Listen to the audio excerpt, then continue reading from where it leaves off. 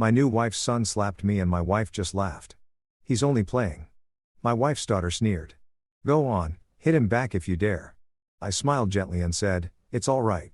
That night, I quietly canceled their private school funding. The next morning, one letter from the school left them all speechless. Look, I'm not saying I saw it coming, but I definitely should have. When you marry a woman with 2 kids who already look at you like you're a temporary inconvenience between their mother and her credit card, you kind of sign up for a certain level of disrespect. But getting full-on pimp slapped by a 10-year-old on a Saturday afternoon, that wasn't in the brochure.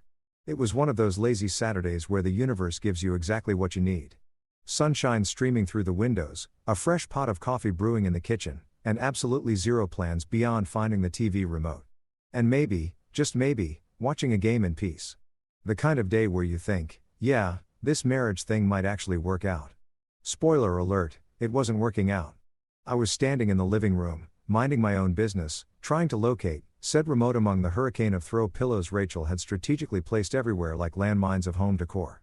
That's when Milo decided to walk up to me with the confidence of a Wall Street trader who just made his first million and smack. His little hand connected with my face so hard I swear I heard my ancestors gasp. For a second, everything went silent. The ceiling fan actually seemed to slow down. Like even it was thinking, did this kid just? My cheek was burning. Not just from the impact, but from the sheer audacity of it all. This wasn't a playful tap. This was a statement. This was Milo establishing dominance in a household where I apparently ranked somewhere between the family dog and the decorative vase nobody likes but keeps anyway. I stood there frozen, my brain trying to process what just happened while my face pulsed with the kind of heat you only feel when you're either extremely embarrassed or about to commit a felony. Milo stood in front of me, arms crossed, with this smirk that said he'd done it before and gotten away with it, which, let's be real, he probably had. Then came Rachel's voice from the kitchen doorway. And I swear to God, she was laughing. Not a nervous, oh no, my child just assaulted my husband laugh, but a genuine full-throated cackle like she just watched the funniest YouTube video of her life. He's only playing, she said, waving her hand dismissively like I was being dramatic for having a functioning nervous system. That registered pain. Only playing, right? Because nothing says playful bonding like getting smacked across the face by someone who still needs help tying his shoes.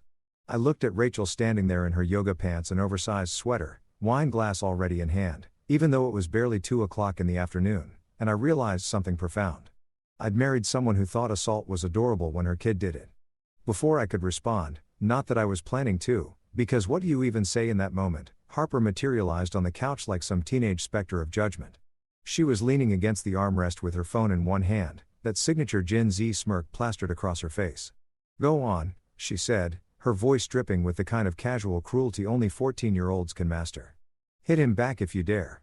Oh, so now it was a challenge, a test. Hit the kid and prove I'm some kind of monster, or don't hit the kid and prove I'm a pushover. Classic no-win scenario, like choosing between 2 expired milk cartons. Harper's eyes gleamed with anticipation, probably already drafting the TikTok caption, Step loses his mind. LOL #drama #toxic #family content. I looked at Milo, then at Harper, then at Rachel, who was still smiling like we were in the middle of some heartwarming sitcom moment instead of what was clearly a hostage situation disguised as family bonding. My cheek throbbed. My pride was doing that thing where it packs its bags and checks Airbnb prices in different cities. Every fiber of my being wanted to say something, do something, anything to establish that hitting your stepfather is, not okay. But here's the thing about moments like these. You have 2 choices. You can explode right then and there. Become the bad guy. Give them all the ammunition they need to paint you as the villain at the next family gathering. Or you can smile. You can stay calm. You can let them think they've won while you quietly plan something so calculated, so perfectly executed that by the time they realize what's happened, it's already too late. So, I smiled. Not a big smile, not a fake one either. Just this small knowing curve of the lips that probably looks slightly unhinged if I'm being honest. It's all right, I said, my voice steady and calm, like I was discussing the weather instead of the fact that I'd just been physically assaulted in my own living room by someone who still believed in Santa Claus last year. The room shifted. I could feel it. Rachel's laugh caught in her throat. Harper's smirk faltered for just a second. Even Milo looked slightly uncertain, like maybe, just maybe, he poked the wrong bear. Because here's what they didn't understand. Nothing terrifies people more than a man who stays calm when he should be losing his mind. It's that eerie serial killer documentary energy that makes people wonder what you're thinking, What you're planning, what box you're checking off in your mental revenge spreadsheet. I walked past all three of them, heading toward the kitchen to pour myself more coffee. The only honest relationship I had left in this house. Behind me, I heard Rachel clear her throat. That nervous little sound she makes when she realizes she might have miscalculated something. Harper went back to her phone, but quieter now. Milo just stood there, probably wondering why his greatest hit didn't get the reaction he wanted. As I stood at the counter pouring French roast into my favorite mug, the one that said "World's okayest stepdad" that Rachel bought as a joke, but I kept as evidence. I caught my reflection in the microwave door. My cheek was still red, my jaw tight. But my eyes had that look that you just activated my trap card look. They wanted to play. Fine, we'd play. But this game was going to be played by my rules now. And trust me, I've been studying the playbook for 2 years. Every dismissive comment, every eye roll. Every time Rachel chose her kid's bad behavior over basic respect, I'd been taking notes, mental notes, the kind that don't forget. I took a sip of my coffee, let the bitterness ground me, and smiled again, this time to myself. Because revenge isn't about acting immediately. It's about timing. It's about patience. It's about letting them get comfortable, letting them think you're broken in, letting them believe you'll just take it forever. And then when they least expect it, you remind them that the quiet ones, we're not quiet because we're weak. We're quiet because we're planning. Game on, family. Game on. That evening rolled around with all the grace of a garbage truck at 5 o'clock in the morning. You'd think after your kid slaps your husband across the face, there'd be some kind of family meeting, maybe an apology, perhaps even a consequence that didn't involve everyone pretending it was just another hilarious Tuesday. But no, Rachel acted like absolutely nothing had happened, which I was starting to realize was her superpower, the ability to erase reality with sheer willpower and Chardonnay.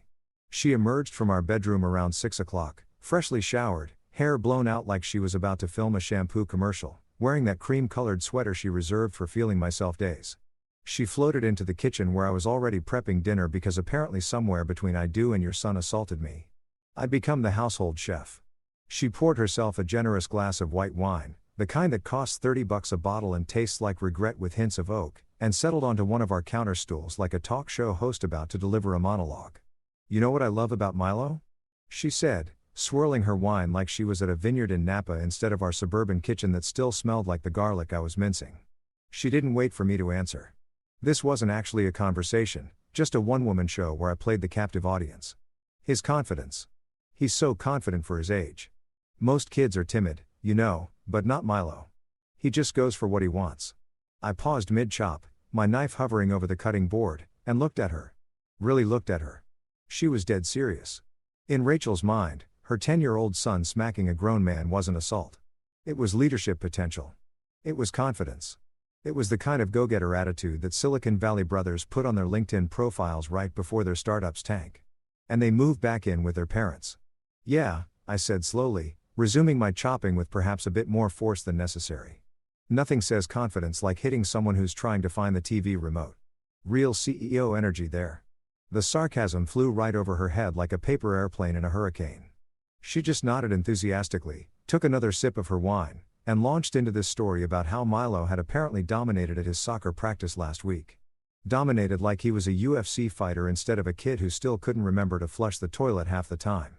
Harper wandered in around that point, earbuds in, phone glued to her hand like it was a vital organ she'd die without. She was wearing ripped jeans that probably cost more than my car payment and a crop top that said "Icon" in glittery letters. She grabbed a LaCroix from the fridge because God forbid anyone in this house drink regular water like a peasant, and leaned against the counter, scrolling through what I assumed was either TikTok or evidence of our society's decline. Probably both. Rachel turned to her with that mom voice that's trying way too hard to be both authoritative and cool. "Harper, sweetie, can you please be nice to your stepdad? He does a lot for this family." Harper's eyes didn't leave her phone, but she managed to roll them so hard I'm pretty sure I heard them complete a full rotation. It was like watching a skateboard trick, but with teenage disdain. "Sure, Mom, whatever." They whatever hung in the air like a fart at a funeral, acknowledged by no one, but felt by everyone. Rachel just smiled, apparently satisfied that she'd addressed the issue of basic human respect with all the effectiveness of a band-aid on a bullet wound, and went back to her wine. I turned back to the stove, stirring the pasta sauce I'd been working on for the better part of an hour. Homemade marinara because Rachel liked to tell her book club friends that I was such an amazing cook, which really meant he does all the cooking so I don't have to. Stepdad/chef/oceanal punching bag. That was my official title in this household, though it never appeared on any Mother's Day cards or family photos Rachel posted on Instagram with captions like #blessed, #family love, #grateful. Milo thundered down the stairs like a baby elephant having an existential crisis, his tablet blaring some YouTube video where people screamed at each other over video games. He threw himself into a chair at the dinner table, didn't wash his hands. I watched him not wash them, and immediately started complaining that he was starving like he'd just crossed the Sahara instead of spending the last 3 hours in his room playing Fortnite. Dinner was the usual circus. I served everyone while Rachel documented it for her Instagram story. Family dinner nights are everything. Spaghetti red heart sparkles, complete with that Valencia filter that made our mediocre kitchen look like something out of a home design magazine. Every time I passed her to refill the bread basket or grab more Parmesan, I caught her checking her reflection in her phone camera, adjusting her hair, making sure her angles were right. She took 14 photos of her pasta before she actually ate any of it. 14. I counted because at this point, documenting the insanity was the only thing keeping me sane. Milo ate like he was auditioning for a nature documentary. Specifically, the part where they show wild animals feeding, mouth open, food visible, sounds that shouldn't come from humans. It was like National Geographic Zoo at dinner edition, and I was both the zookeeper and the guy cleaning up after the exhibits. He talked with his mouth full, sprayed pasta sauce on the table, and when Rachel gently suggested he close his mouth while chewing, he just shrugged and kept going like she'd suggested he try breathing underwater. Harper picked at her food with the enthusiasm of someone being forced to eat cafeteria mystery meat, complained that the sauce was too tomatoey, which, yeah, that's generally how tomato sauce works, and spent most of dinner typing furiously on her phone. When Rachel asked who she was texting, Harper responded with, "Nobody." In that tone, that very clearly meant, everybody, and also, it's none of your business. But I'm going to make you feel guilty for asking. I sat there eating my own cooking, watching this dysfunctional dinner theater unfold like I was a guest star in a sitcom that had definitely jumped the shark. Rachel laughed at something Milo said. Something about another kid at school being dumb for not having the latest iPhone. And I realized something profound and slightly terrifying. She genuinely didn't see anything wrong with any of this. The slap from this afternoon already forgotten. The casual disrespect. Just kids being kids. The fact that I was basically an unpaid servant who occasionally got to sleep in the master bedroom. That was just marriage, baby. But here's the thing that nobody tells you about reaching your breaking point. It doesn't always feel like breaking. Sometimes it feels like clarity. Like someone just turned on the lights in a room you'd been stumbling through in the dark for years. As I sat there chewing my pasta and watching my wife take her 15th food photo while her son ate like a wood chipper and her daughter radioed her complaints to the International Tribunal of Teenage Injustice, I wasn't angry. I was inspired. There's something about being slapped by a child while your wife claps and calls it confidence that awakens a very specific type of calm vengeance. Not the hot, explosive kind where you flip tables and storm out. No, this was the cold, calculated kind. The kind where you smile and nod and keep cooking dinner while your brain starts running numbers, checking accounts, and reviewing exactly where your money goes every month. Rachel reached over and squeezed my hand, probably feeling generous after her second glass of wine. "Thank you for dinner, babe. You're the best." I squeezed back and smiled. Anything for family. And I meant it. I was about to do something very special for this family. And after Rachel had tucked Milo in while somehow making it sound like a heroic act worthy of a medal. And after Harper had locked herself in her room to do whatever teenagers do when they're definitely not doing homework. The house finally settled into something resembling peace. That blessed sacred silence that only comes when everyone else is unconscious and you can finally hear yourself think without someone asking you to pass the remote or complaining that the Wi-Fi is buffering. I grabbed my lukewarm coffee, my third cup of the day, because at this point, caffeine wasn't a beverage choice. It was a survival strategy, and headed to my home office. And when I say office, I'm being extremely generous. It was really just a converted coat closet that Rachel had let me have when we moved in together, like she was the landlord granting me a favor instead of my wife sharing a home we were both supposedly living in as equals. But hey, it was mine. My one corner of sanity in a house that felt increasingly like a reality show I never auditioned for. The room was barely big enough for a desk, a chair that squeaked whenever I shifted my weight, and a bookshelf that held a combination of financial planning books. I'd actually read and decorative novels Rachel had bought at Target to make it look sophisticated. There was also a plant on the corner of my desk, some leafy thing that I couldn't remember the name of, but was pretty sure was on life support. Its leaves were brown on the edges, drooping like it had given up on photosynthesis, and was just waiting for the sweet release of the compost bin. Honestly, same, buddy. Same. I settled into my chair, which greeted me with its usual groan of protest, and opened my laptop. The screen illuminated my face in that unflattering blue glow that makes everyone look like they're either about to hack into the Pentagon or watch their 5th hour of Netflix. For a moment, I just sat there staring at my desktop background. A photo from our honeymoon in Costa Rica, back when Rachel still laughed at my jokes and her kids were theoretically someone else's problem for a week.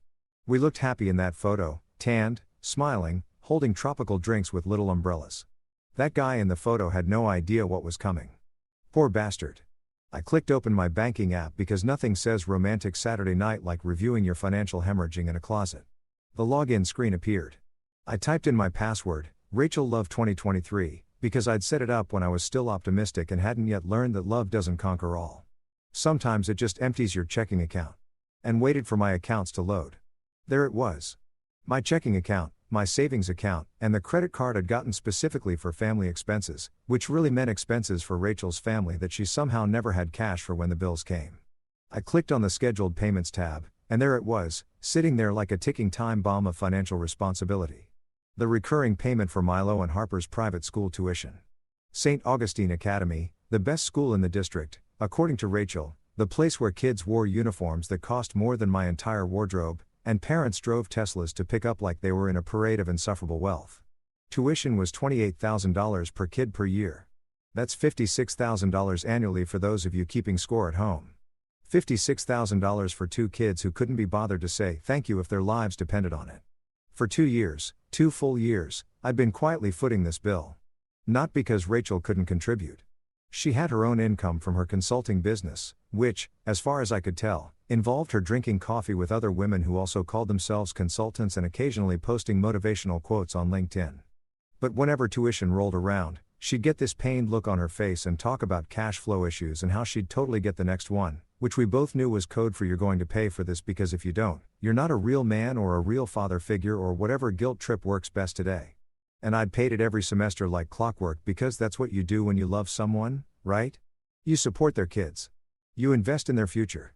You sacrifice your own financial goals so that Milo can attend a school where he learns Latin, but not basic manners.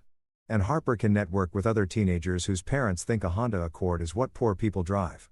Rachel loved bragging about it. I'd heard her on the phone with her friends, her voice all sing-songy and proud.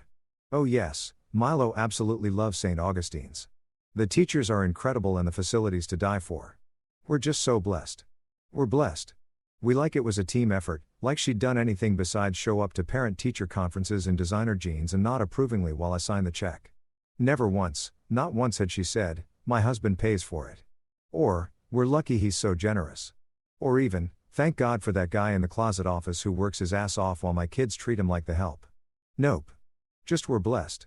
Like divine intervention had opened the gates of private education instead of my direct deposit hitting every other Friday.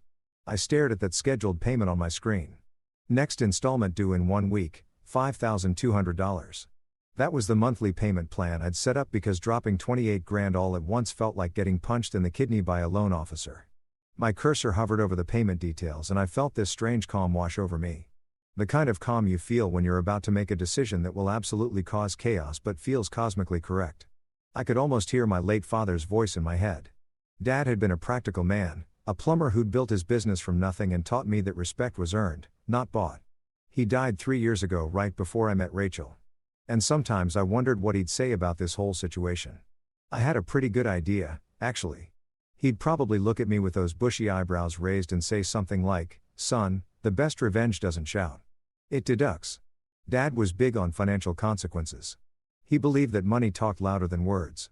And that sometimes the most powerful thing you could do was close your wallet and walk away. People don't change because you yell at them. He told me once while we were fixing a sink in some McMansion where the owner had spent more on bathroom fixtures than Dad made in a year. They change when their comfort gets disrupted. When the gravy train stops running, my cursor moved to the cancel recurring payment button. It was just sitting there red and inviting like the nuclear launch button, except instead of starting World War II, it would just start World War Me. 1 click, that's all it would take. 1 click to stop the financial bleeding. 1 click to introduce my stepkids to the concept of consequences. One click to remind Rachel that we're blessed because someone is actually doing the blessing and that someone is currently sitting in a closet at 11 p.m. on a Saturday night questioning every life choice that led to this moment. I thought about Milo's face this afternoon. That smirk right after he'd slapped me. I thought about Harper's challenge. Hit him back if you dare. I thought about Rachel's laugh. That dismissive, aren't kids adorable laugh that completely disregarded the fact that I was a human being with feelings and a face that still slightly hurt. I thought about dinner, about being the unpaid chef, an emotional support animal, an ATM, all rolled into one convenient stepdad package. And then I thought about that scheduled payment sitting there like a subscription to my own disrespect. $5,200 a month to ensure that two kids who didn't respect me could continue attending a school where they'd learn to disrespect me with better vocabulary. You're blessed. All right, I whispered to the empty room, my voice barely audible over the hum of my laptop fan about to be blessed with a lesson. I clicked the button. The screen asked me to confirm, "Are you sure you want to cancel this recurring payment?" I'd never been more sure of anything in my life. Click. Payment canceled. Just like that. 2 years of financial martyrdom ended with a mouse click. No explosion, no dramatic music, just a simple confirmation message. And the sudden, beautiful lightness of knowing that next month that $5,200 would stay exactly where it belonged, in my account. Peace returned to my soul like a bird coming home to roost. I sat back in my squeaky chair, took a sip of my cold coffee, and smiled at my dying plant. "Buddy," I said to it. "I think we're both about to get better." Sunday morning arrived with all the subtlety of a marching band, which is to say, Rachel's alarm went off at 7:30 a.m. playing some acoustic indie song about finding yourself that made me want to find the snooze button and press it until next Tuesday. She bolted upright like she'd been electrocuted, immediately grabbed her phone because heaven forbid she missed any overnight notifications from people she hadn't talked to since high school and announced to the ceiling, "It's breakfast content day." I should probably explain that Rachel had recently decided she was going to be an influencer. Not like a real influencer with actual followers or sponsorships or any measurable success, but the kind who posts inspirational quotes over pictures of her coffee and tags them with 47 hashtags, including #bossbabe, #Merneur, and my personal favorite #authenticliving. Her Instagram bio read, "Mama, wife, wellness warrior, cherry blossom sparkles." Which was hilarious because the only battle she fought regularly was with the self-checkout at Target. This particular Sunday, she decided we were going to have a family breakfast moment that she could photograph for her 847 followers, most of whom were either her relatives, bots, or people who'd accidentally followed her back in 2019 and forgot to unfollow. She'd been planning this all week, which I knew because she'd made a Pinterest board titled Aesthetic Breakfast, and had made 3 separate trips to Home Goods to find the perfect rustic serving platter. By 8 a.m., she'd transformed our kitchen into what I can only describe as a Food Network fever dream. There were pancakes arranged in an artistic stack, fresh berries artfully scattered across the table like edible confetti, a picture of orange juice that caught the morning light just right, and those tiny glass bottles of maple syrup that cost $9 each and tasted exactly like the $4 stuff but looked better on camera. She'd even put flowers in a vase. Actual fresh flowers that she'd made me drive to the floors to get yesterday because apparently the flowers from the grocery store weren't authentic enough. She was wearing her designated casual influencer outfit. High-waisted jeans, a white t-shirt tucked in just so, and that denim apron she'd bought specifically for photos and had literally never used for actual cooking. Her hair was in a messy bun that had taken her 20 minutes to make look like it took 30 seconds. And she'd done the full makeup routine while claiming she was going for a natural no-makeup look. The result was that she looked ready for a magazine photo shoot about farmhouse living, which was ironic since the closest she'd ever been to a farm was the Whole Foods produce section.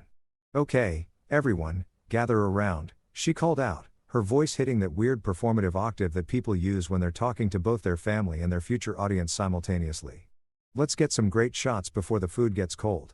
Milo came thundering down the stairs, wearing his pajamas inside out. I could see the tag flapping around in the back and sporting what I'm pretty sure was yesterday's syrup in his hair. Harper followed about 5 minutes later, looking like she'd just been exhumed from a tomb, wearing sweatpants and a hoodie, her eyes barely open, and her phone already in her hand like it was surgically attached.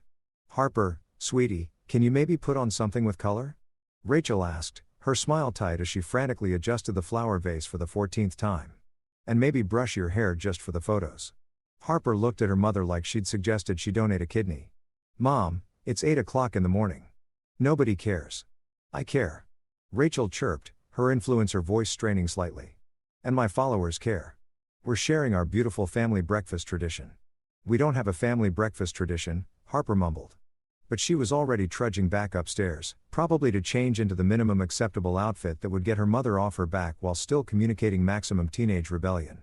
I stood at the counter pouring myself coffee, real coffee, not the decorative kind Rachel had positioned near the flowers, and watched this circus unfold with the detached amusement of someone who just canceled $56,000 in annual payments and was now essentially watching previews for the movie that was about to start. Rachel positioned her phone on the tripod she bought specifically for these moments. Okay, everyone smile. Natural smiles like we're happy to be together. Milo immediately made a face like he was being tortured. Harper returned wearing a slightly different hoodie that was still gray and still communicated that she'd rather be literally anywhere else. Rachel snapped about 30 photos in rapid succession. Each one probably indistinguishable from the last, while I stood slightly to the side, coffee in hand, waiting for this performance to end so I could actually eat. Perfect. Okay, now let's do a candid one where everyone's laughing. At what? Harper asked, her tone suggesting that she found nothing in the observable universe remotely funny. Just laugh. Pretend something's funny. We all fake laughed. It sounded like a group of hostages trying to convince their captors they were having a good time. Rachel checked the photos, frowned, deleted half of them, and made us do it again and again. By the fourth take, even Milo looked tired, which was saying something because that kid had the energy of a squirrel that had just discovered energy drinks. Finally, we were allowed to actually sit down and eat. Milo immediately grabbed the syrup bottle and proceeded to drown his pancakes like he was trying to create a maple swimming pool. Harper picked at her berries with the enthusiasm of someone defusing a bomb. Rachel was already editing photos on her phone, applying filters that made our kitchen look like it existed in some sun-drenched dimension where families were actually happy and nobody's stepson had committed assault less than 24 hours ago. I cut into my pancakes, which were actually pretty good because I'd made the batter yesterday while Rachel was planning her phone angles and savored the quiet chaos. This was my last breakfast watching them take all of this for granted. The expensive organic berries, the fancy syrup, the whole performative perfection of it all because that tuition money I just freed up, that was going to change some things around here. Milo, in true Milo fashion, was eating like he was training for a competitive sport where table manners were explicitly forbidden, mouth open, chewing loudly, occasionally making sound effects. At one point, he flung syrup at the dog. We had a golden retriever named Biscuit, who Rachel had gotten during her "I need something to love me unconditionally" phase, and the dog, being a dog, happily licked it off the floor. Milo, buddy, maybe try to keep the syrup on your plate. Rachel suggested absently, not looking up from her phone where she was probably writing a caption about cherishing simple moments or some other inspirational garbage. Harper, meanwhile, was complaining about the Wi-Fi. Oh my god, this internet is so slow. Like, slower than poor people's connections.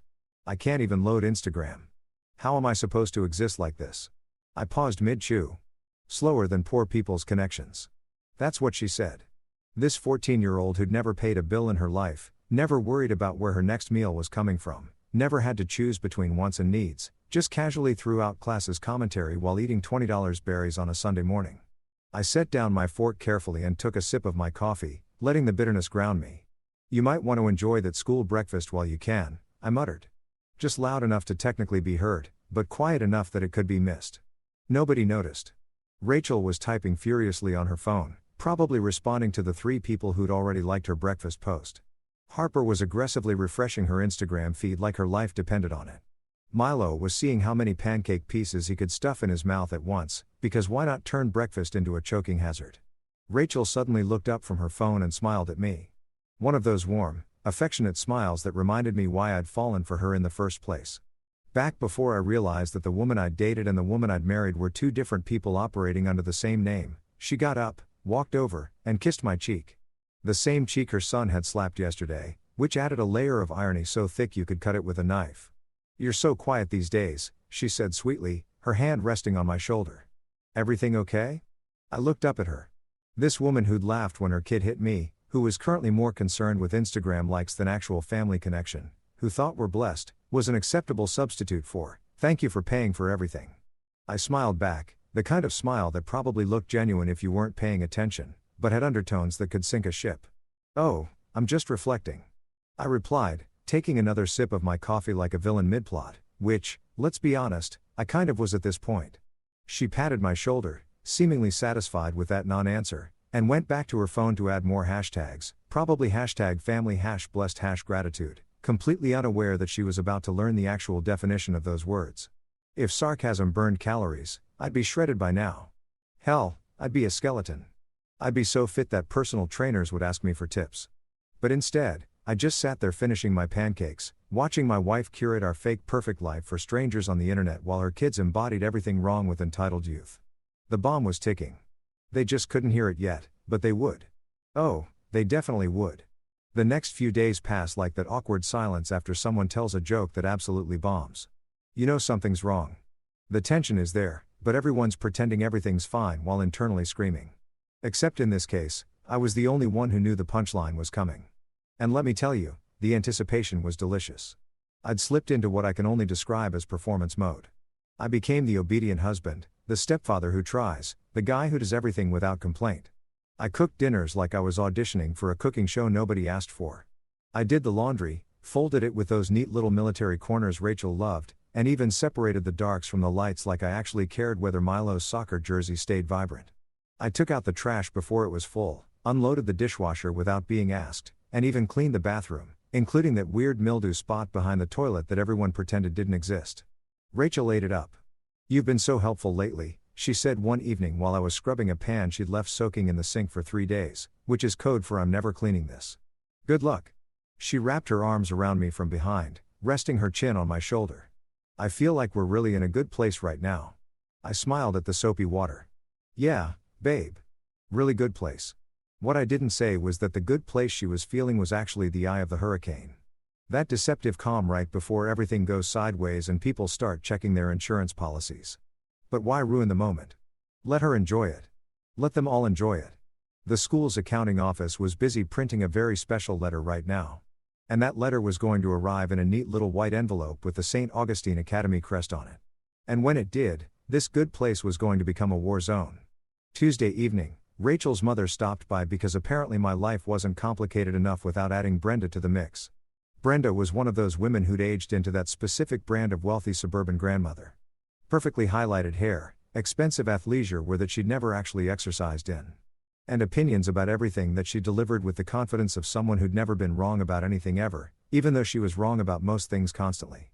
She arrived carrying a Whole Foods bag full of organic snacks for her babies, meaning Milo and Harper, not Rachel and definitely not me, and wearing yoga pants that cost more than my car insurance. She swept into our house like she owned it, which she kind of did in spirit since Rachel still called her for advice on everything from what color to paint the bathroom to whether Mercury being in retrograde was why the Wi-Fi was slow. "Oh, there's my favorite son-in-law," Brenda announced. Even though I was her only son-in-law, which made the superlative pretty meaningless. She air-kissed both my cheeks. I don't know when that became a thing we did, but apparently it was, and then immediately turned to Rachel. "Where are my angels?" The angels were currently upstairs. Milo was playing video games at a volume that suggested he was trying to communicate with aircraft. And Harper was doing whatever Harper did, which probably involved taking 47 selfies and complaining about how the lighting in her room wasn't Instagram worthy. Rachel called them down and they came stampeding like someone had announced free iPhones. Brenda showered them with attention and organic granola bars that were probably gluten-free, dairy-free, joy-free, and tasted like cardboard that had been blessed by a wellness influencer. The kids grabbed their treats and immediately retreated back upstairs, their obligation to Grandma fulfilled for the week. We all settled in the living room, me on the couch, Rachel and Brenda on the love seat, because apparently they needed to be close enough to gossip in that stage whisper way that's meant to be heard. I was pretending to read something on my phone, but was actually just staring at the same email about a sale at Home Depot while listening to their conversation. "Rachel, honey, you look tired," Brenda said, which is grandmother code for, "You look terrible, but I'm going to say it nicely. Are you getting enough help around here?" Rachel glanced at me, and for a second, I thought she might actually acknowledge that I did literally everything around here except breathe for her, but no. Instead, she sighed dramatically and said, "Oh, you know how it is. The kids keep me so busy. Milo has soccer and tutoring. Harper's got her friend drama, and there's just so much to manage." Brenda nodded sympathetically like Rachel had just described surviving a natural disaster instead of having a pretty standard suburban existence where the biggest crisis was deciding which filter to use on Instagram. "You're such a saint dealing with all of that and raising them practically alone." I looked up from my phone. "Practically alone." Brenda turned to me with this patronizing smile that probably worked great on her bridge club, but made me want to test whether expensive yoga pants were flammable. "Oh, you know what I mean, dear. Single motherhood is so hard, even when there's a partner. You married a saint. You know that Rachel could have any man she wanted, and she chose you. You're very lucky. There it was. The reminder that I should be grateful that Rachel, in all her divorced with 2 kids, glory, had deigned to marry me, and I should wake up every day thanking my lucky stars that she'd settled for a guy who worked in it and didn't drive a BMW. Never mind that I'd walked into a ready-made family and immediately started bankrolling their lifestyle. Never mind that I'd put my own dreams of early retirement on hold to pay for a private school that taught Milo the Latin word for ungrateful, but not how to use basic manners. I smiled. It wasn't a nice smile. Oh, I know exactly how lucky I am, Brenda. She beamed, completely missing the edge in my voice. Then she launched into this whole thing about how wonderful it was that I let Rachel's kids walk all over me. Except she phrased it differently. You're so patient with them. Not every man would be okay with his wife putting her children first, but you just let them be themselves, and that's beautiful. Really, you're a saint, too. Rachel laughed. Actually laughed and clinked her wine glass against her mother's like they just toasted something profound instead of casually insulting me. Mom's right. You're so easygoing. Most guys would have way more ego about things. I nodded slowly, taking a sip of my beer. Domestic because God forbid I spend money on craft beer when there were private school tuitions to pay. Oh wait. Oh, Brenda, they're not walking, I said carefully, my voice light and conversational. They're sprinting. Both women laughed, thinking I was joking, making some self-deprecating comment about being overwhelmed by family life. They had no idea I was talking about the future, the very near future, where Milo and Harper would be sprinting to the principal's office at whatever public school ended up accepting them. Mid-semester, Brenda stayed for another excruciating hour, during which she managed to compliment Rachel 47 times, asked me twice what I did for work, like she forgot every time she saw me, and somehow work in 3 separate mentions of her friend Carol's son, who was a doctor. A doctor, in case I missed it. Because apparently every conversation with your mother-in-law needs to include a reminder that you're not living up to some imaginary standard set by Carol's imaginary perfect son. After she finally left, taking her expensive yoga pants and her backhanded compliments with her, the house settled back into its usual chaos. Harper emerged from her room to practice what she called her influencer walk in front of the hallway mirror. I watched from the kitchen as she strutted back and forth, phone in hand, filming herself from various angles like she was preparing for Fashion Week instead of just walking down a hallway in suburban America. Looking good, Harper, I called out. She glanced at me, surprised that I'd said anything. Thanks, she muttered, then went back to her video, probably already composing a caption about confidence and authenticity. Milo, meanwhile, decided that the living room was the perfect place for indoor soccer. Despite having an entire backyard and a bedroom the size of most people's apartments, he grabbed a foam ball and started dribbling it around the furniture like he was Messi training for the World Cup. I was in the kitchen making myself a sandwich, turkey and Swiss, nothing fancy, just trying to eat in peace when I heard it crash. That specific sound of something expensive hitting the floor and losing the fight. I walked into the living room to find my reading lamp. The one I bought myself last Christmas, the one with the brass base that actually looked decent in pieces on the floor. The bulb had shattered, the shade was dented, and Milo was standing there with his ball, looking about as remorseful as a cat who'd just knocked over a vase on purpose. Oops, he said, not making eye contact. Rachel came down the stairs, took one look at the scene, and shrugged. He's expressive. Expressive? My lamp was in pieces because her son couldn't grasp the revolutionary concept of don't play ball in the house. And her response was that he's expressive. I stared at the broken lamp, then at Milo, then at Rachel, and something clicked, not anger. I was past anger. This was something else. This was clarity. Yes, I said slowly, bending down to pick up a piece of broken glass. So was Napoleon. Didn't end well either. Rachel blinked at me. What? Nothing, babe. I'll clean this up. And I did. I cleaned up the broken lamp, swept up the glass, and threw it all away while Milo went back upstairs unpunished. And Rachel went back to whatever she was doing, which was probably posting about family values on Facebook. That night, lying in bed while Rachel scrolled through her phone, I smiled at the ceiling. The envelope was coming. Maybe tomorrow, maybe the day after. But it was coming. And when it did, we'd see how expressive everyone felt when their private school paradise came crashing down just like my lamp. Except unlike the lamp, I had no intention of cleaning up that mess. Saturday rolled around again, and I woke up with what I can only describe as misplaced optimism. You know that feeling when you think maybe, just maybe, you can fix something that's clearly beyond repair? Like when your check engine light's been on for 6 months and you think adding premium gas might solve it. That was me lying in bed at 7 a.m. convincing myself that I could bond with Milo. That maybe despite all evidence to the contrary, there was a decent kid under all that entitlement and violence. Rachel was still asleep, her face mask half peeled off and stuck to the pillow. One of those $20 Korean beauty masks she bought in bulk from some website that promised eternal youth, but mostly just made her look like a serial killer's victim. Harper was probably in her room, either sleeping or pretending to sleep, so nobody would ask her to do anything productive. And Milo was probably already awake, plotting his next assault or figuring out what household item he could destroy next. I decided I was going to try something radical, actual bonding. Revolutionary, I know. I'd bake cookies with the kid. Everyone loves cookies, right? It's basically impossible to be a terrible person while making chocolate chip cookies. That's just science. Or at least that's what I told myself while putting on sweatpants and heading downstairs to our kitchen that was definitely not equipped for a baking show, but would have to do. I got out all the ingredients: flour, sugar, butter, chocolate chips, the whole 9 yards. I even found Rachel's fancy vanilla extract that she'd bought at some artisan market and never used because actually cooking would interfere with her photographing food she didn't make. I was measuring out flour when Milo appeared in the doorway looking suspicious like I just offered him candy from a van. "Hey champ," I said, going for enthusiastic, but probably landing somewhere around desperate used car salesman. "Want to bake some cookies with me?" He stood there in his pajamas. Spider-Man ones that were getting too small, but Rachel kept making him wear because she thought they were adorable and gave me this look like I just asked him to donate a kidney. His hair was sticking up in every direction. He had sleep crust in the corners of his eyes and he was holding his tablet like it was a security blanket. "Cookies," he said, his voice thick with skepticism that seemed way too advanced for a 10-year-old. "Yeah, you know the round things that taste good. We mix stuff, put it in the oven, try not to burn down the house." Classic Saturday activity, he shrugged, which in preteen communication could mean anything from sure.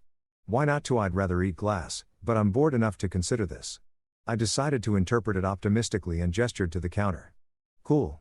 Come on over. You can crack the eggs." He shuffled over, set his tablet down, but kept it in view because, God forbid he disconnect from the digital world for more than 30 seconds, and picked up an egg like it was a live grenade. To his credit, he actually managed to crack it without getting shell everywhere, which was more than I'd expected, honestly. We worked in relative silence for a few minutes. I measured. He dumped things into the bowl. I mixed. He watched. It was almost peaceful. Almost the kind of almost that makes you forget you're in a situation comedy written by someone who hates you. "Why are we doing this?" he asked suddenly, his voice cutting through the quiet like a knife through butter. Or in this case, like a spatula through cookie dough. "What do you mean this?" He gestured vaguely at the mixing bowl. "The cookie thing. Mom says you only do stuff like this because you're bored and old." I stopped mid-stir. The spatula frozen in the bowl. My brain doing that thing where it tries to process something so casually cruel that it takes a second to register. "She said that." "Huh?" "Yeah." He said it so matter-of-factly like he was telling me the weather forecast or what he had for lunch. No malice, no awareness that he just dropped a conversational bomb. Just a kid repeating what his mom said, probably word for word with all the innocent cruelty of someone who doesn't understand the weight of what they're saying. I resumed stirring, focusing on the dough because looking at Milo right then would have revealed something on my face that I wasn't ready to show.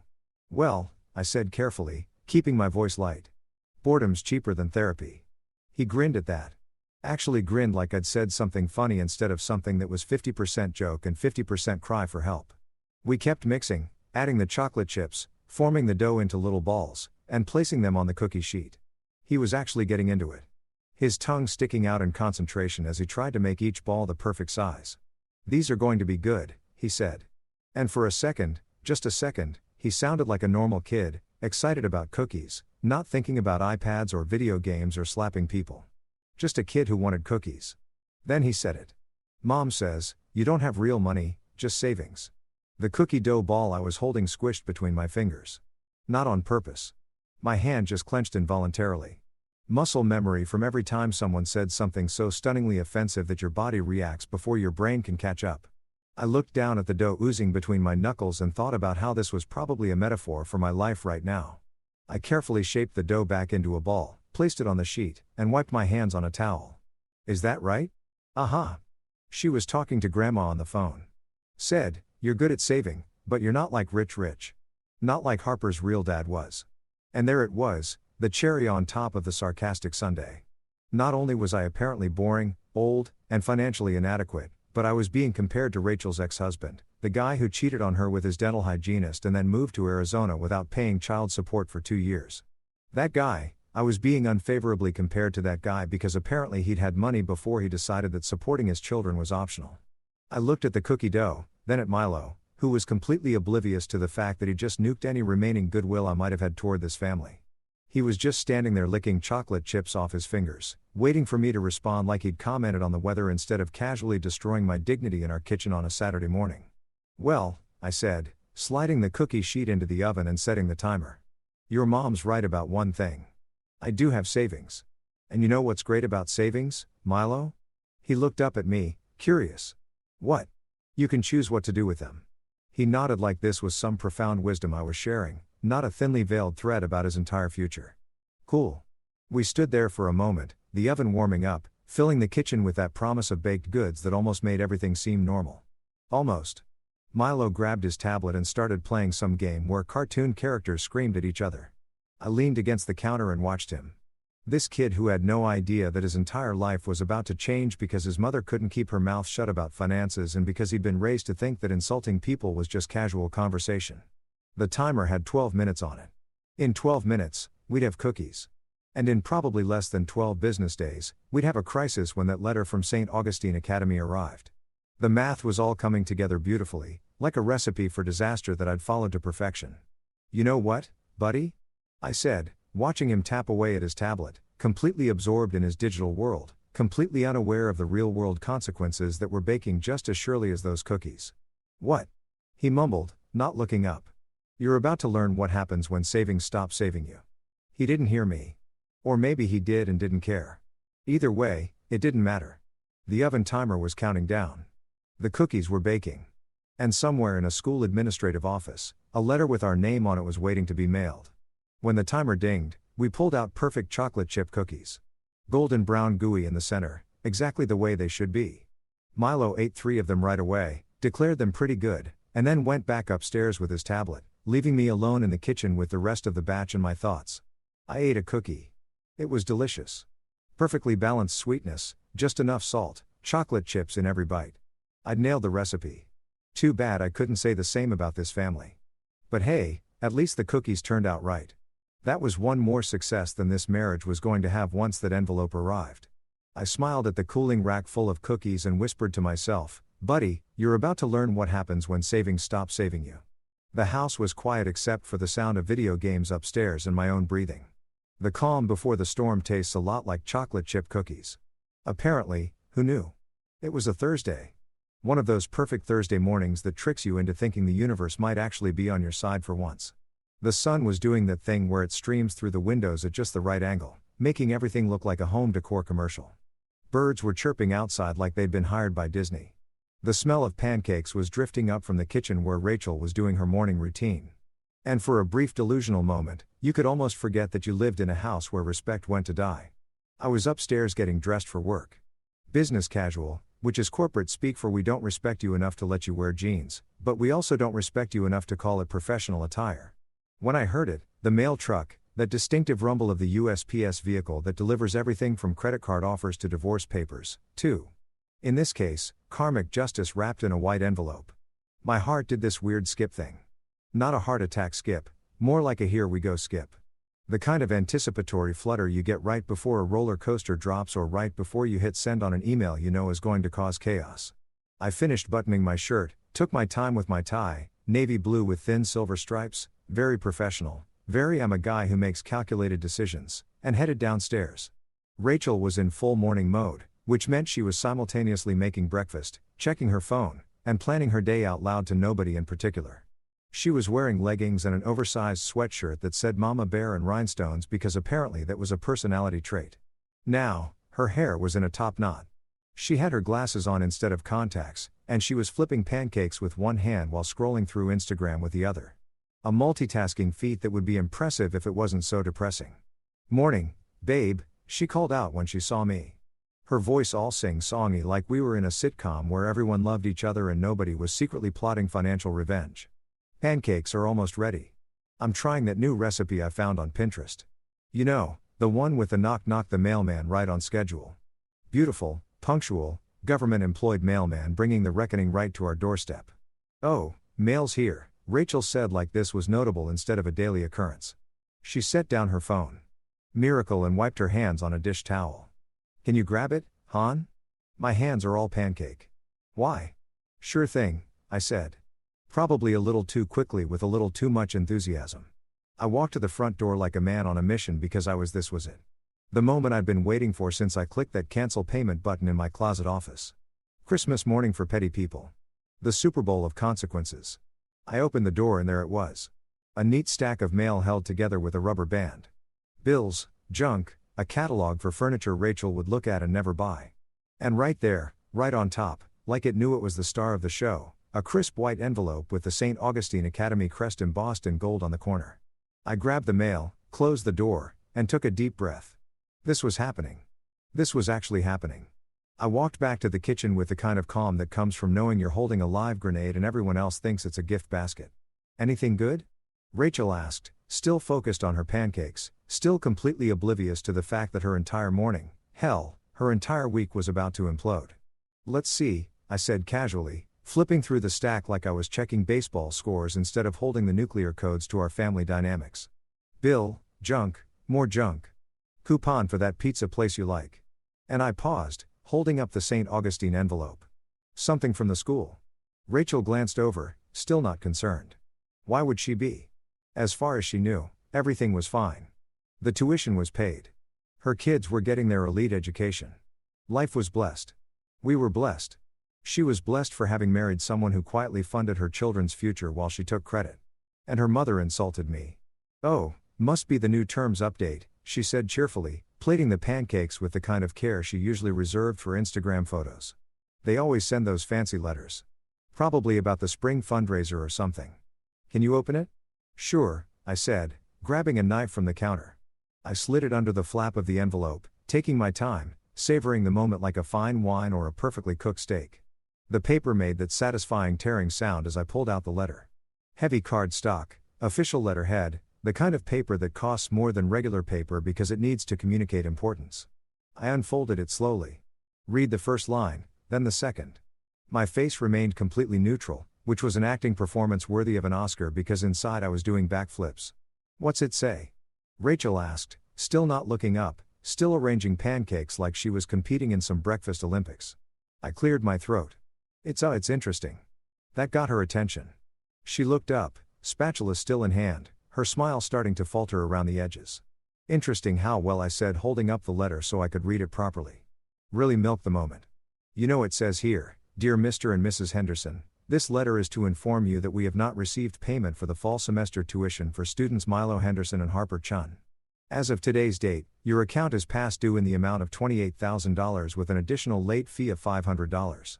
Please remit payment immediately to avoid enrollment consequences. The kitchen went silent, like horror movie silent. The kind of silent where you can hear your own heartbeat and maybe someone's soul leaving their body. Rachel's spatula clattered onto the counter. Her mouth opened, then closed, then opened again like a fish trying to understand calculus. What? She whispered, her voice barely audible. I kept reading.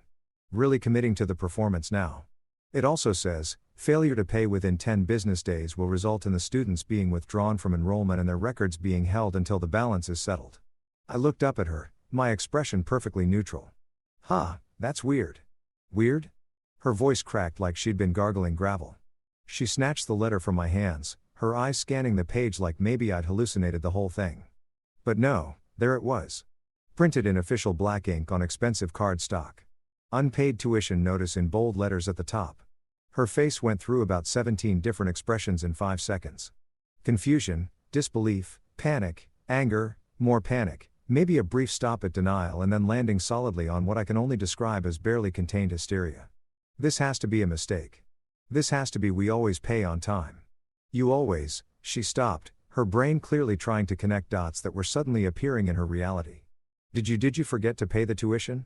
I leaned against the counter, picked up a piece of bacon from the plate she'd prepared, perfectly crispy, actually pretty good, and took a bite, chewed slowly, swallowed, Looked her dead in the eye with the kind of calm that serial killers probably have right before they explain their master plan. "No," I said simply. "I didn't forget." She blinked once, twice. Her brain was buffering, trying to load this new information. "You didn't forget?" "Nope." Then what happened? Why didn't they get the payment? Did the bank make a mistake? Did the automatic payment not go through? I set down the bacon, brushed off my hands, and delivered the line I'd been practicing in my head for weeks. "Rachel, there was no mistake." I canceled it. The words hung in the air like smoke from a building that was definitely absolutely 100% on fire. Rachel just stood there, the letter trembling in her hands, her eyes wide, her mouth forming words that weren't quite coming out yet. Upstairs, I heard movement. Harper's door opening. Milo's feet hitting the floor. They were coming down for breakfast, completely unaware that their world had just shifted on its axis. I took another piece of bacon, popped it in my mouth, and waited for the explosion. 3, 2, 1, you what? And there it was. The detonation I'd been waiting for. Rachel's voice hitting decibels that probably violated noise ordinances.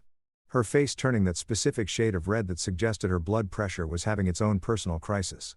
Thursday morning, perfect sunshine, birds chirping, pancakes burning on the stove that Rachel had completely forgotten about. And me standing in the kitchen eating bacon, watching my carefully planned chaos unfold exactly as I designed it. Best Thursday ever. Rachel's face went through more color changes than a mood ring at a rave. Red to white to purple to some shade that I'm pretty sure doesn't exist in nature. Her hands were shaking so hard the letter was rattling like a tambourine. And I could actually see her trying to reboot her entire understanding of reality in real time. "You what?" she repeated, her voice strangled like she was being choked by her own disbelief. I picked up my coffee, still hot, still perfect, and took a leisurely sip before answering. "No rush. We had all morning." Well, I had all morning. Rachel had a crisis to manage. But that wasn't really my problem anymore, was it? "Cancelled," I repeated, my voice calm and even like I was explaining how to work the TV remote instead of detonating her entire worldview. "I cancelled the tuition payment. Turns out private education doesn't teach respect. So, I'm cutting the budget for entitlement." Her mouth opened and closed several times. If I didn't know better, I'd think she was practicing for a goldfish impression. You can't just, that's their education. That's their future." "Well," I said, setting down my coffee and straightening my tie. "Maybe their future should have included learning that actions have consequences. Or at the very least not slapping the guy who's paying 48 grand a year for their fancy uniforms and Latin classes. This is about the slap." Rachel's voice hit a pitch that probably shattered glass somewhere in the neighborhood. "Are you serious right now? You're ruining my children's education because Milo was playing around." "Playing around?" I nodded slowly like I was considering this. "Right. Is that what we're calling assault now? Playing around? Good to know. I'll make sure to tell the next guy who gets hit by a 10-year-old that it's all just fun and games." That's when Harper appeared at the bottom of the stairs still in her pajamas, designer once naturally. That probably cost more than some people's rent with her phone already recording because of course she was recording. This was prime TikTok content for her. Drama, family dysfunction, all the ingredients for going viral among other teenagers who thought therapy was just a meme. "What's going on?" Harper asked, but her tone suggested she already knew this was going to be good.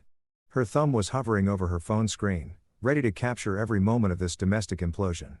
Rachel whirled on her, the letter still clutched in her hand like evidence at a crime scene. "Your stepfather," she spat the word like it was poison, "has decided to stop paying for your school. Both of you, you're being kicked out because he canceled the tuition." Harper's face went pale, like vampire pale, like all the blood just evacuated her body and filed for asylum somewhere else. Her phone nearly slipped from her hand. Nearly, but not quite, because teenagers would rather lose a limb than drop their phones. "What?" Harper shrieked. And there it was. That same frequency that Rachel had hit moments before. "Must be genetic. You can't do that. St. Augustine is my school. All my friends are there. You can't just." She turned to me, her eyes wild with panic and fury. "You ruined my life." I looked at her. Really looked at her. This 14-year-old who'd spent the last 2 years treating me like I was furniture that occasionally spoke. Who'd made snide comments about my clothes, my car, my existence, who challenged me to hit her brother after he'd assaulted me. This girl who thought Wi-Fi speed was a measure of social class and that poor people were somehow less human. "Sweetheart," I said, my voice gentle but firm. "The way you talk to someone who's just realized they're not the main character they thought they were. I didn't ruin it. I just pressed reality mode. Consider this a software update. This isn't funny. She was full-on yelling now, tears streaming down her face, probably already mentally composing the sob story she'd post later about her evil stepfather. Do you know what this means? Do you have any idea what it's like to be kicked out of private school? I'll have to go to public school with normal people. The horror, I said dryly. Imagine having to attend school with 90% of the American population. How will you survive? Milo appeared then, sleepy and confused, his hair sticking up like he'd been electrocuted. He was dragging his blanket behind him like Lioness from Peanuts, his tablet tucked under his arm because, God forbid he go 30 seconds without it. He looked around at his mother's tear-streaked face, his sister's meltdown, and me standing there calmly drinking coffee like the house wasn't burning down around us. What's happening? He asked, his voice small and uncertain. For the first time since I'd known him, he actually looked like a kid instead of a tiny tyrant. Rachel tried to compose herself, wiping her eyes with the back of her hand, smearing her mascara in the process. Mo, baby, come here. She pulled him into a hug that he didn't seem to want, his arms pinned awkwardly at his sides. Your stepfather has made a very selfish decision that's going to affect your whole life. Milo looked at me over his mother's shoulder, his eyes confused, and for the first time actually scared. Did I do something bad? And there it was, the moment. The kid finally connecting dots that his brain hadn't been developed enough to connect before. The realization that maybe, just maybe, hitting people might have consequences, that maybe actions don't exist in a vacuum, that maybe the guy who'd been quietly funding his privileged life wasn't just an ATM with feelings that could be ignored.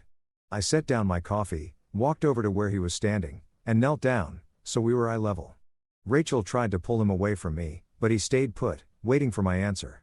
I looked at this kid, this entitled, spoiled, but ultimately just confused kid who'd been raised by a mother who thought confidence meant never having to say sorry. I smiled. Not a mean smile, not a vindictive one. Just soft, almost sad. No, kiddo, I said quietly. You didn't do something bad. You just showed me where the money shouldn't go. You showed me that paying for a fancy education doesn't mean anything if nobody's learning the most important lessons. What lessons? He asked, his voice barely a whisper. Respect, gratitude, understanding that people aren't just walking wallets. I reached out and ruffled his hair gently. You'll learn those lessons now, though. Just maybe not in a building with marble floors and a Latin motto. Rachel yanked him away from me then, her face twisted with rage. Don't you dare act like you're teaching them anything. You're being petty. You're being cruel. This is about your ego, your pride, because you can't handle that my kids don't worship you. I stood up, brushed off my knees, and looked at my wife, this woman I'd married 2 years ago, thinking we'd build something together, only to discover I'd really just signed up to be a financial provider for a family that saw me as a resource, not a person. You're right about one thing, Rachel, I said, my voice steady and calm. This is about me. It's about me finally recognizing my worth. It's about me understanding that love shouldn't cost $56,000 a year. It's about me realizing that I've been enabling bad behavior by cushioning every consequence with my checkbook. You're impossible, she shouted, throwing the letter onto the counter where it landed next to the burning pancakes she'd completely forgotten about. Smoke was starting to rise from the pan, adding a literal smoky backdrop to this figurative dumpster fire. I walked over, turned off the stove, and moved the pan to a cool burner. Even in crisis, someone had to be the adult. Might as well be me. Actually, I said, turning back to face my family. This collection of people who'd shared my house but never really let me into their hearts. I'm finally possible. For the first time in this house, I'm actually possible. The real me. Not the doormat version. Not the ATM version. Not the guy who smiles while getting slapped and laughed at. Just me, the guy who's decided he's worth more than this. Harper had collapsed onto the couch, sobbing into her phone like it could somehow save her from public school. Milo was clinging to Rachel, looking smaller than I'd ever seen him. Rachel was staring at me with something between hatred and disbelief, like I'd transformed into a stranger right in front of her eyes. Maybe I had. You'll regret this, Rachel said, her voice cold and hard now. You'll wake up tomorrow and realize what you've done and you'll try to fix it and it'll be too late.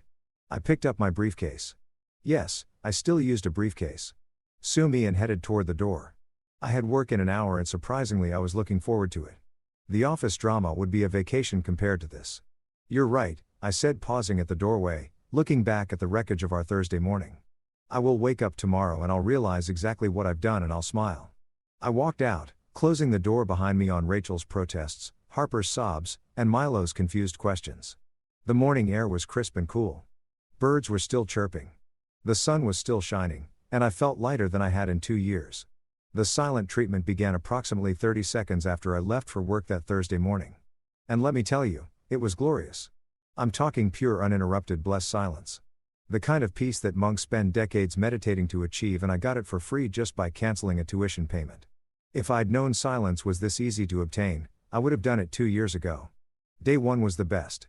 I came home from work around 6, my time, 2.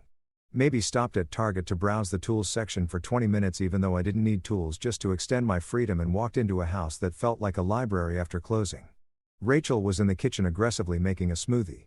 And when I say aggressively, I mean she was throwing kale into the blender like it had personally offended her entire bloodline. Bananas were being peeled with the violence of someone defusing a bomb. The blender roared to life with a sound that suggested it was also angry and perhaps questioning its life choices. She didn't look at me, didn't acknowledge my existence, just made her angry smoothie, which was probably some combination of spinach, protein powder, and pure rage. Poured it into one of her collection of motivational tumblers. This one said she believed she could, so she did, which felt ironic given the current situation, and stormed upstairs. Her footsteps were so heavy. I'm pretty sure our downstairs neighbors felt them. Except we didn't have downstairs neighbors because we lived in a single-family home. But if we did, they would have filed a noise complaint. Harper was camped out on the couch in full sulk mode, wrapped in a blanket like a burrito of teenage despair. Her hair was in a messy bun that actually was messy, not the Instagram kind, and she was scrolling through her phone with the enthusiasm of someone reading their own obituary. Every few minutes, she'd sigh dramatically, like Broadway-level dramatic. The kind of sigh that deserved its own sound effect and maybe a spotlight. I walked past her to grab a beer from the fridge. "Hey Harper, how was your day?" "Nothing." Not even an eye roll. Just pure concentrated ignore mode. She scrolled harder on her phone, if that was even possible. Her thumb was moving so fast I was worried she'd sprain it. Cool, I said to absolutely no one. My day was great. Thanks for asking. Had a really productive meeting about network security. Bob from accounting brought donuts. It was a whole thing. More silence. I popped open my beer and headed to my closet office or my dying plant, and I could contemplate our lives in peace. The plant was looking slightly better.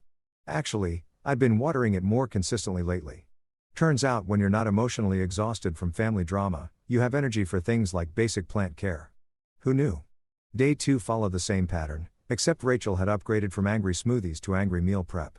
I came home to find her in the kitchen surrounded by about 47 Tupperware containers, violently chopping vegetables like they were photos of my face. The knife was hitting the cutting board with such force I was genuinely concerned for the structural integrity of our countertop. Milo was at the dining table, unusually quiet, doing homework, actual homework, without being asked, without complaining. Without making sound effects or throwing things or acting like sitting still was a form of torture. He was just sitting there writing things, looking almost studious. I stood in the doorway for a second, making sure I wasn't hallucinating. "Milo, you good, buddy?" He glanced up at me, something different in his eyes. Not quite fear, not quite respect, but definitely not the smug confidence he'd had before.